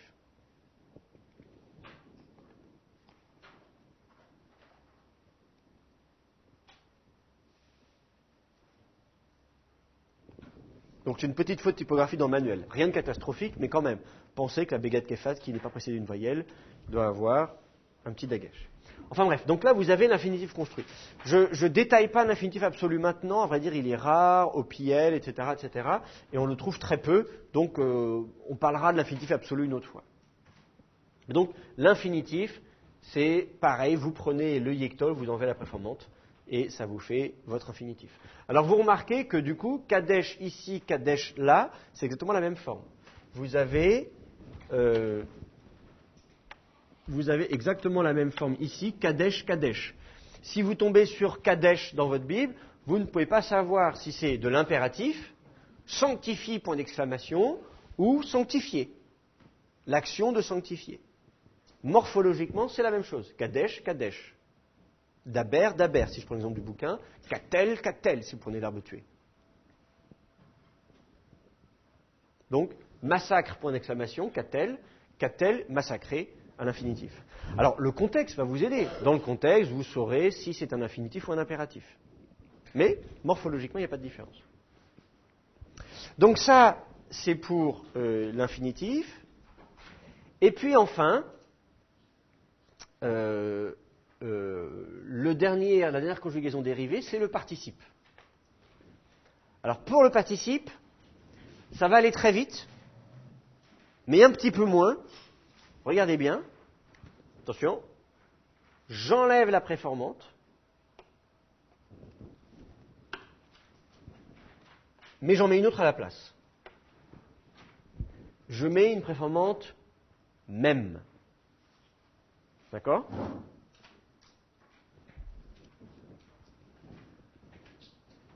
Donc ça, c'est le participe.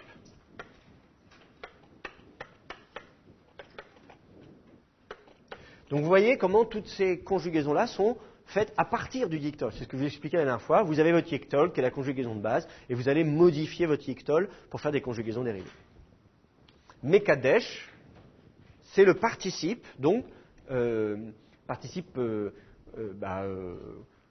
là si c'est sanctifié, ça va être sanctifiant.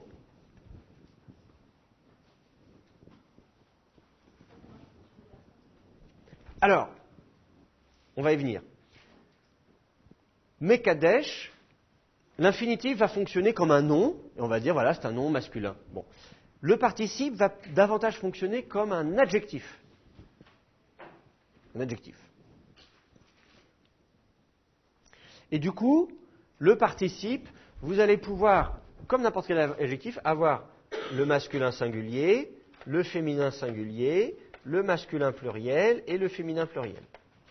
Donc, vous allez pouvoir, comme vous avez tov, tova, tovim, tovot, vous allez pouvoir le mettre au pluriel et au féminin. Alors du coup, c'est peut-être plus simple de le faire sur un autre tableau. Voilà. Donc, je reprends ma racine. Je vais recommencer parce que c'est moche quand même.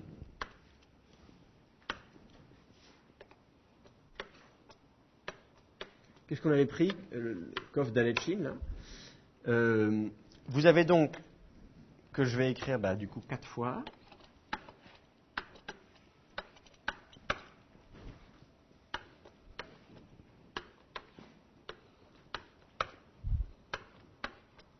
Voilà. Avec la préformante même,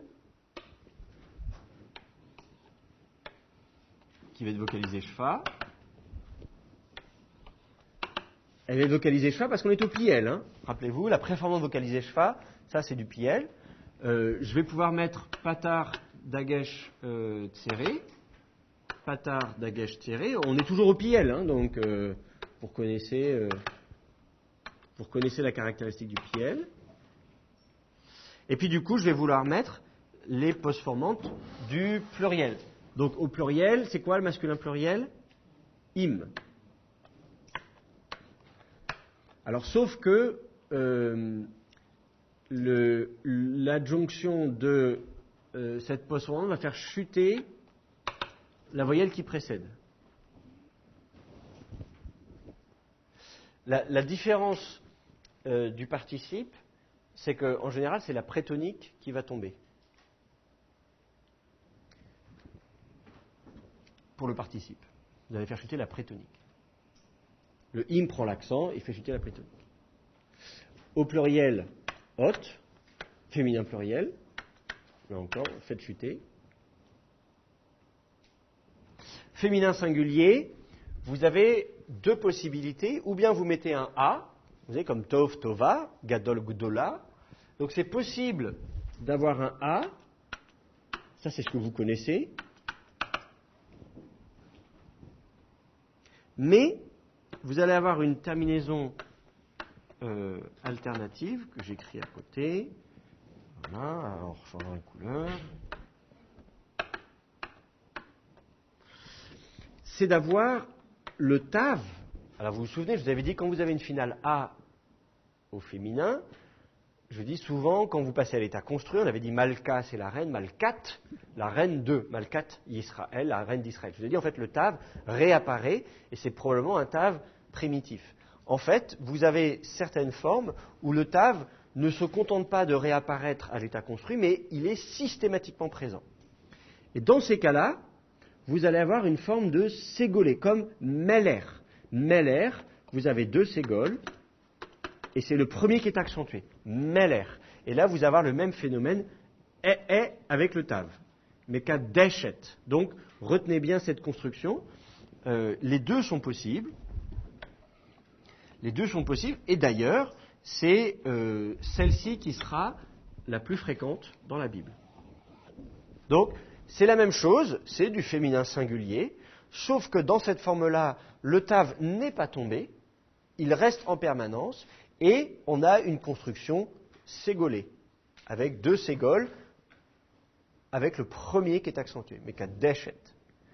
En fait, en l'occurrence, c'est surtout que l'accent n'a pas bougé. C'est comme, si vous voulez, l'accent, il était là, hein, mais Kadesh, et c'est comme, en fait, c'est juste que l'accent n'a pas bougé, alors que là, l'accent a été déplacé.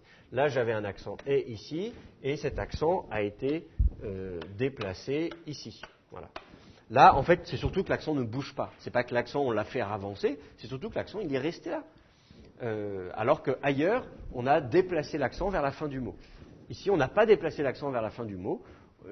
La postformante n'a pas pris l'accent est resté sur la fin de la racine.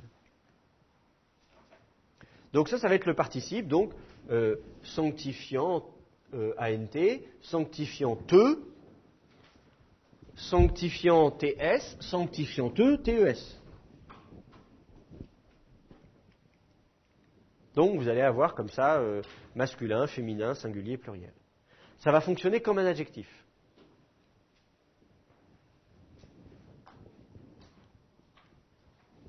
Donc le participe fonctionne comme un adjectif.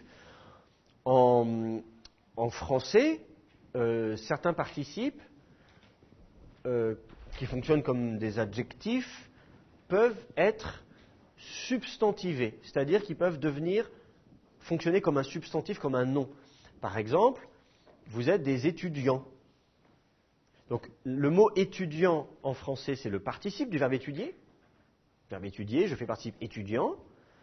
Alors je peux soit l'utiliser en disant « En étudiant mon cours d'hébreu, je me suis rendu compte que c'était une matière absolument formidable. » Et là, vous êtes en étudiant, mais vous pouvez dire aussi « Je suis étudiant ». C'est-à-dire, je suis étudiant, pas forcément que j'étudie là maintenant, peut-être que je suis en train d'étudier à l'instant où je vous parle, mais je peux dire, vous pouvez rencontrer quelqu'un, vous êtes en vacances, et vous n'êtes pas du tout en train d'étudier parce que vous êtes en train de vous faire bronzer sur la plage, et quelqu'un vous aborde en disant, vous faites quoi dans la vie? Et vous répondez, je suis étudiant. Là, à l'instant où je vous parle, je ne suis pas en train d'étudier, je me fais bronzer sur la plage, mais c'est ce que je fais d'habitude. Donc ça devient un statut, ça devient en fait un nom, je suis étudiant. Je suis étudiant te. Nous sommes étudiants TS, etc. Donc en fait, en français, ce participe va devenir un nom. Eh bien, en hébreu, c'est possible aussi. Vous pouvez aussi avoir des participes qui vont fonctionner comme des noms. On le verra quand on fera des phrases. Vous aurez l'occasion de vous en rendre compte par vous-même. Mais de ce point de vue-là, le même phénomène peut se produire en hébreu. Donc le participe est très utile de ce point de vue-là et il est abondamment utilisé dans la Bible. Est-ce que c'est bon pour vous? Ouais? Ok. Alors de toute façon, tout ça, vous le reverrez aussi dans votre manuel, dont je disais, page 111, on vous donne tout ça. Et on ne va pas faire le catal tout de suite, qui est page 112, on le verra la semaine prochaine. On va regarder un petit texte, en fait, qui est que je vais vous distribuer à l'instant, qui est en fait allez-y, faites circuler, faites passer. En fait, ce sont les paroles d'un verset de la Bible qui sont également les paroles d'une chanson. Et je dis ça, c'est qui? C'est Gwenaël, je crois, qui m'a demandé. D'ailleurs, je peux même l'ouvrir. Alors, est-ce que je peux l'ouvrir? Est-ce que ça s'ouvre?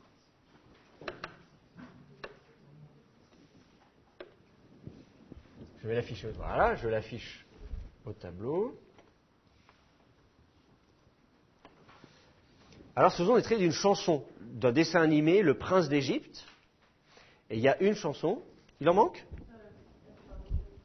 Oui, il y en a encore plein. Moi, j'en ai encore. Donc, il n'y en a plus. J'en ai. Alors, allez-y, prenez. Il n'y en a pas plein. Donc, le dessin animé, Le Prince d'Égypte, il y a une chanson, When You Believe, interprétée en anglais par Whitney Houston et Mariah Carey, s'il vous plaît. Quand même. Et donc, dans cette chanson, à un moment donné, il y a un petit extrait en hébreu. D'où la question, mais qu'est-ce qu'ils chantent en hébreu? Et donc, en fait, ce qu'ils chantent, ce sont des extraits du Cantique de la mer. Exode 15. Dans Exode 14, on traverse la mer Rouge, et dans Exode 15, on est tellement content d'avoir traversé la mer Rouge qu'on chante. Et on chante pour remercier Dieu du prodige, du miracle qu'il a fait. Et donc, le Cantique de la mer Rouge est assez long, et simplement, vous avez ici quelques extraits seulement. Alors, on va les regarder ensemble, et puis ensuite, si vous êtes sage, on chantera. En fait, vous avez 3 demi-versets, en fait. 3 demi-versets, 3 bouts de versets. Tout d'abord, le verset 1, la deuxième moitié du verset 1. Alors, qui nous lit cette phrase?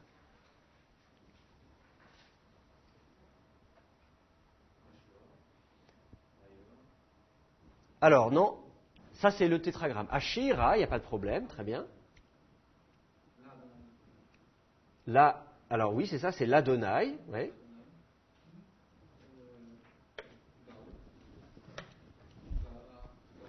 Ki ga'o ga'a, très bien. Ashira l'Adonai, ki ga'o ga'a. Alors, on essaie de regarder ces mots-là ensemble. Ashira, je vous donne un petit indice, il s'agit d'un verbe.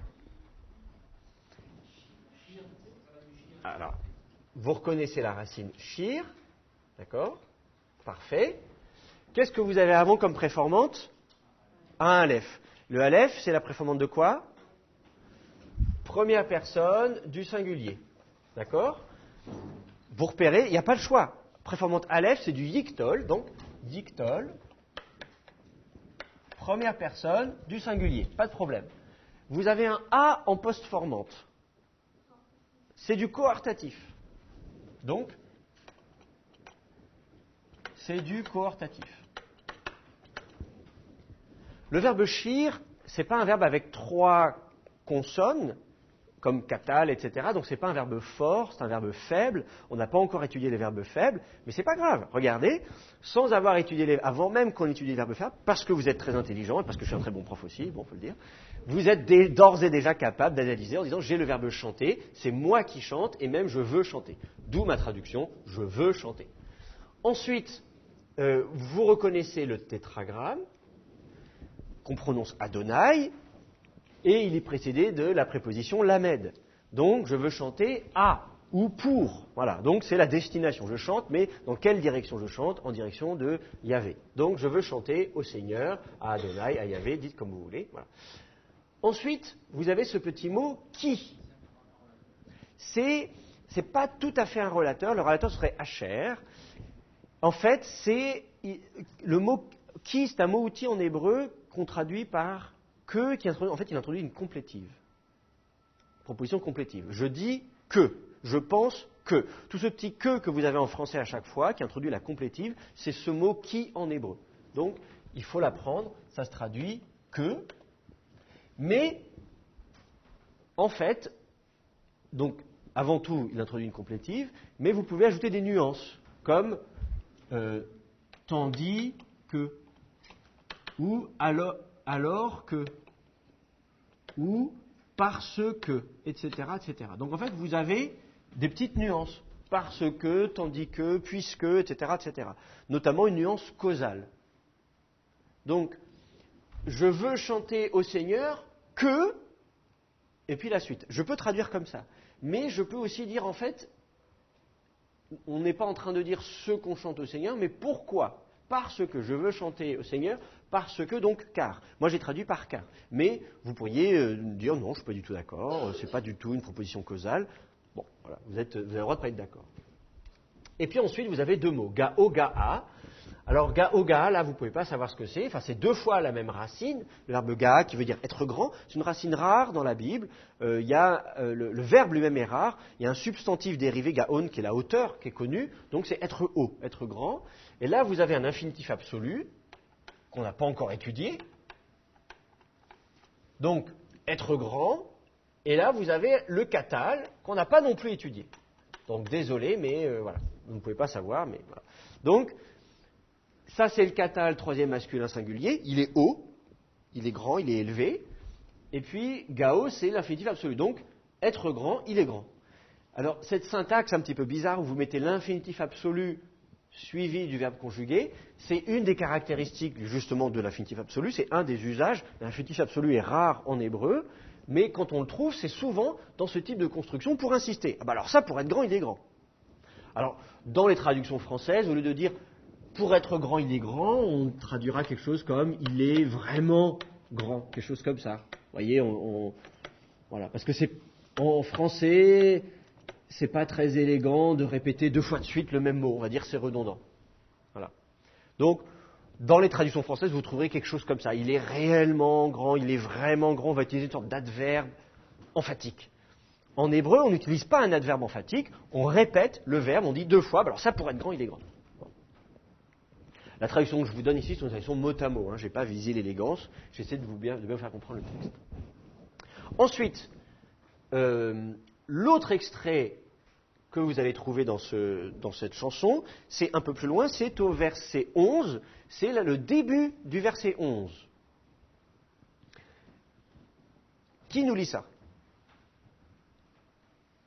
Oui, vas-y.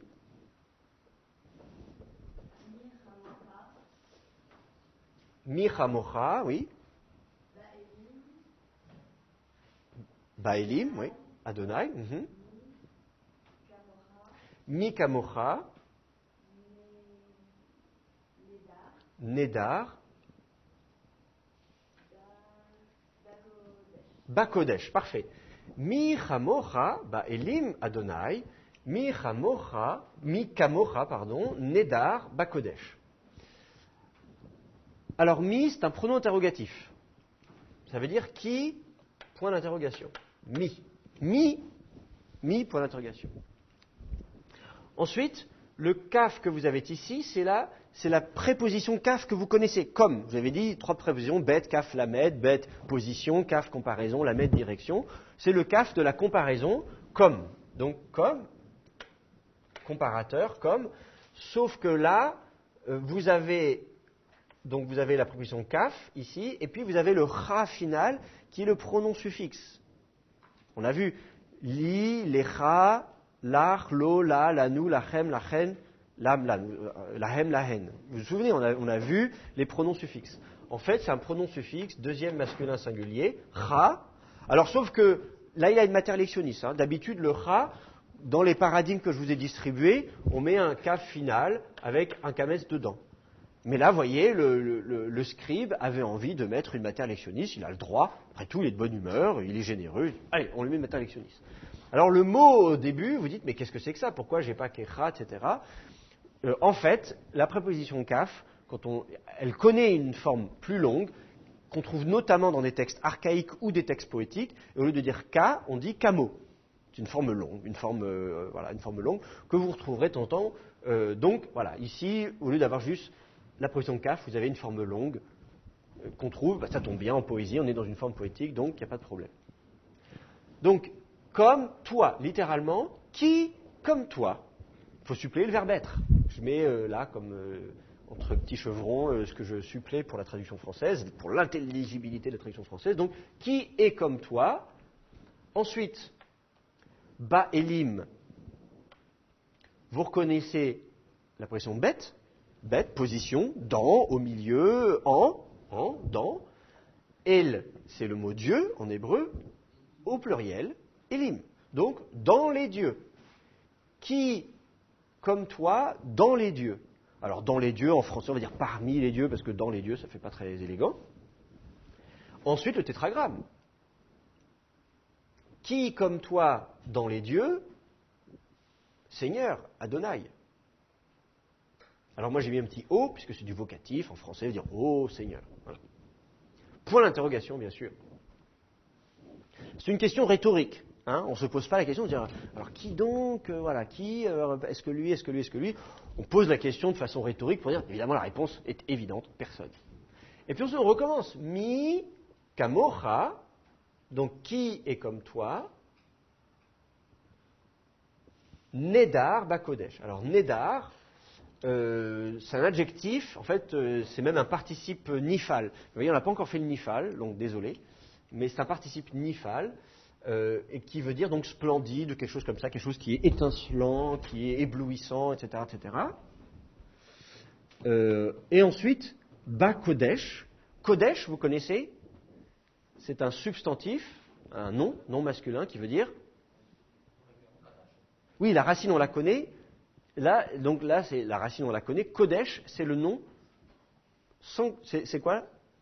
C'est la sainteté. Kodesh. Kodesh, c'est la sainteté. Vous connaissez l'adjectif dérivé de la même racine ? Oui, ce serait quoi en hébreu ? Vous connaissez l'adjectif hébreu ? Kadosh. Voilà. Donc vous avez la racine. Quand vous apprenez votre vocabulaire, apprenez d'emblée comme ça les différents mots de la même racine. Comme ça, c'est fait. Et c'est plus facile à retenir, il me semble. Donc, Kodesh, c'est la sainteté. Kadosh, c'est l'adjectif, etc. Donc, dans la sainteté. Vous remarquez ici que la préposition bête n'a pas un simple shfa. On n'a pas B Kodesh comme ça.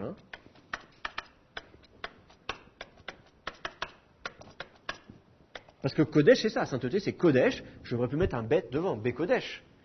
Quelle est la différence entre B Kodesh et Bak Kodesh ? Il y a l'article défini. Vous vous rappelez, on avait vu l'article défini, on dit en fait, quand il y a l'article défini et qu'il y aura la préposition, on va quand même avoir des vestiges de l'article défini puisqu'on aura patar plus dagesh. Le fait que vous ayez patar plus dagesh, Bak Kodesh, ça vous indique qu'il y a l'article défini qui se cache. Donc, dans la sainteté, littéralement. Ok ?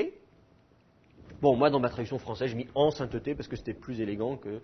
C'est pareil, parmi les dieux plutôt que dans les dieux, en sainteté plutôt que dans la sainteté. Mais vous comprenez. Ok ? Et puis, le troisième extrait que vous trouverez, c'est... le verset 13, le début du verset 13. Alors, qui nous lit ceci ? Oui, vas-y.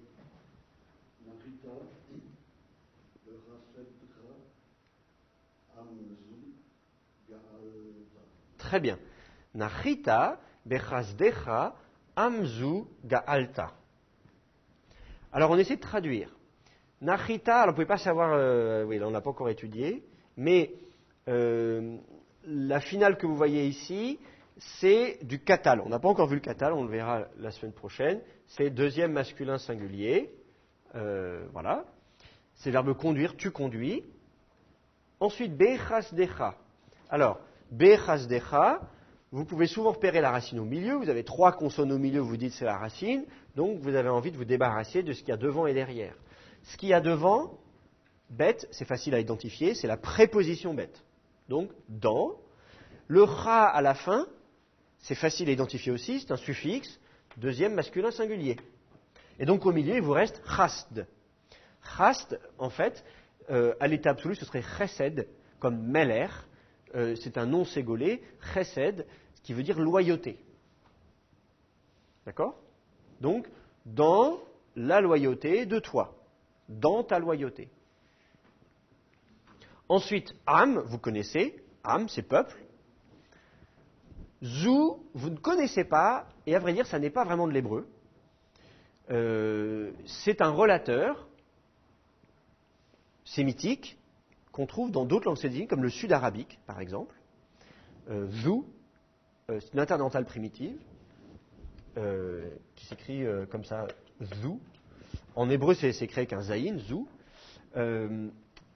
Alors on va vous dire, mais comment ça se fait? Voilà, bon, je vous la fais courte. En fait, le cantique de la mer n'est pas de l'hébreu standard. C'est pas de l'hébreu au sens auquel vous êtes habitué. C'est une langue proche de l'hébreu, mais c'est pas tout à fait de l'hébreu. Voilà.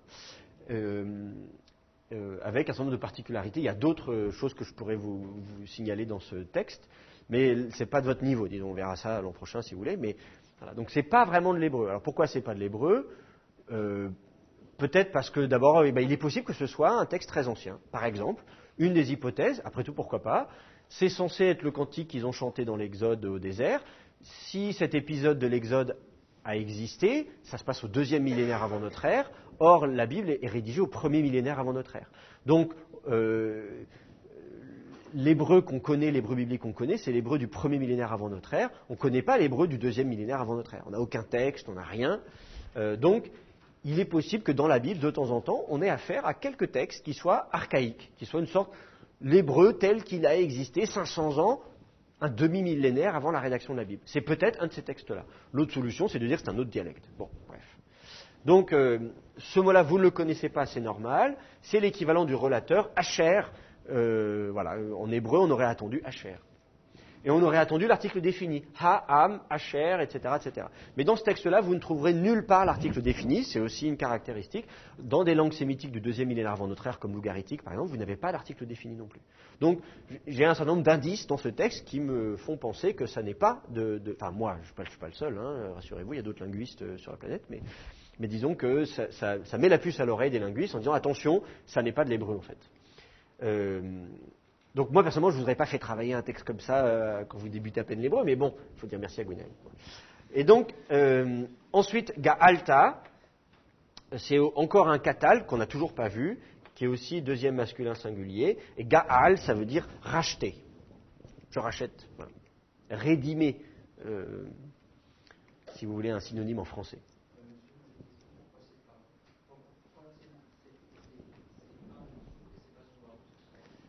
Non, c'est parce que ce serait Ha'am Asher. Alors je ne vais pas m'étendre sur cette syntaxe, puisque de toute façon, ce n'est pas de l'hébreu. Donc je ne vais pas vous faire un cours de... Mais voilà, je ne vais pas faire un cours de langue sémitique autre que l'hébreu. Voilà, donc ça c'est pour le texte. Et maintenant, puisque vous êtes sage et qu'il nous reste un peu de temps, comment ça marche? On va aller... comment je fais pour... Je voudrais aller voir le... Attendez, hop. Voilà, je vais faire ça. Oula. Bon, je vais fermer tout ça, voilà. Et je voulais donc ouvrir... On va chanter ça. Alors peut-être je vais arrêter l'enregistrement, parce que j'ai l'impression qu'il est en train de pédaler dans la choucroute, là. Alors, ouais, il a... Oui, alors on va arrêter l'enregistrement. Nous disons au revoir à nos amis internautes.